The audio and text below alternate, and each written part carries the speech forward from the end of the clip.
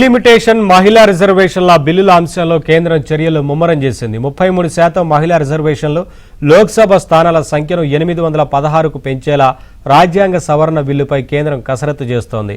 వర్షాకాల సమావేశాలు ముగిసేలోగా బిల్లును ఆమోదించేలా రాహుల్ గాంధీ, కేంద్ర మంత్రి కిరణ్ రిజిజు చర్చలు జరిపారు.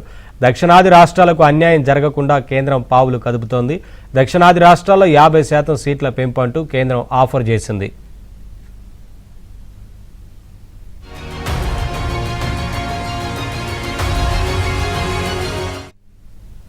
జనాభాతో సంబంధం లేకుండా ప్రతి రాష్ట్రంలోని లోక్సభ సీట్లను 50%కి పెంచేలా కొత్త క్లాజు చేర్చే యోచనలో కేంద్ర ప్రభుత్వం ఉంది.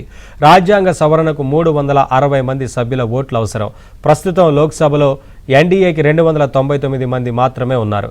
డీఎంకే, కాంగ్రెస్ మద్దతు ఇస్తేనే బిల్లు గట్టెక్కే అవకాశం ఉంది.